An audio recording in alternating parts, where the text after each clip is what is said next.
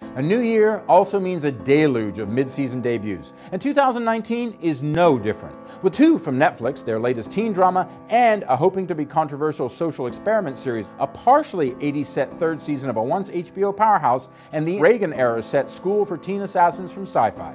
But with so little time, let's find that one show you should be watching this week. I've noticed you're pretending to masturbate, and I was wondering if you wanted to talk about it. Oh, I wish my mum was a sex guru. So, why don't you start by telling me your earliest memory of your scrotum? Trust me, you don't. Sex Education is set in the world of teens, though in this case, contemporary Britain. Gillian Anderson is there, affected English accent and all. What there isn't in the Asia Butterfield, Nkuti Gatwa, and Emma Mackey co-star of the son of a sex therapist putting his mother's expertise to work explicitly among his peers is anything implicitly lingering once you get past a rather smartly played coming-out plotline for Gatwa's Eric character. Or put it this way, it's not the end of the fucking world. Even though the Welsh film series really wants to be like that other Netflix series, and occasionally, just occasionally, shows flashes of having some actual skin in the game, so to speak. You may know me as Killer Mike. I'm a Grammy Award-winning rapper, and my ideas are often controversial. The greatest hindrance that black people have is white Jesus. I want to see a black savior. I hear you loud and clear. Will you lead my religion? You ain't gonna get me struck by lightning. Like something that is wafted over from Viceland, Netflix's other noteworthy offering of this week, Trigger Warning with Killer Mike, has introductory quotes from the likes of James Baldwin and Nina Simone, inspiration from Fela Kuti, and the creation of the independent nation of New Africa among topics in the 6-part series. The intent, though, as any fan of the real-named Mike Render wouldn't be surprised to hear, Killer Mike is all about speaking truth to power.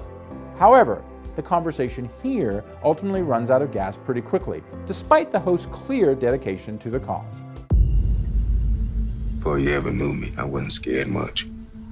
I wasn't a fearful man. I'll be back before the sun goes down, you understand? Yes, sir! Yes, sir! Those kids, my kids, my wife.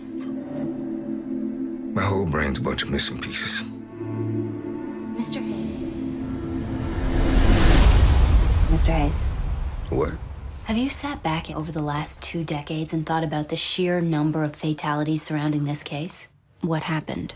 Dedication is what fans of True Detective will need for the January 13th premiering 3rd season of the Nick Pizzolatto-created HBO series. That, and a perseverance to keep all the jumps in time and thinly spread philosophical space in this ultimately dull, centrifugal swirl in place. Having learned little from the mess of True Detective Season 2, which I liked at first, this is a real case of opportunity abandoned.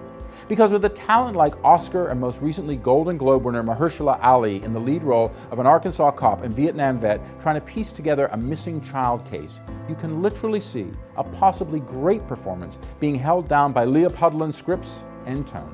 So, amidst all those offerings, the clear best choice for this upcoming week has to be Sci-Fi's January 16th debuting Deadly Class. This school trains creative problem solvers to master the deadly arts. Meet Marcus, the new rat. Welcome to King's Dominion. Rain check on the celebration.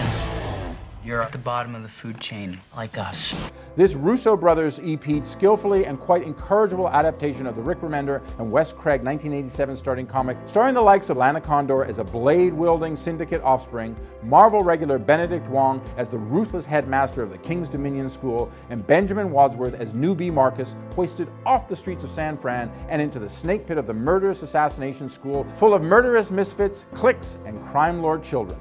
All of which is a punk rock-fueled pit stop on his ultimate goal, to kill Ronald Reagan.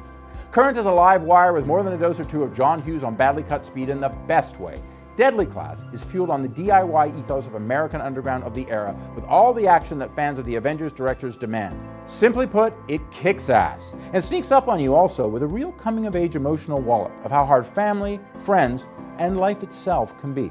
So with all that's on offer this week on the small screen, go Deadly.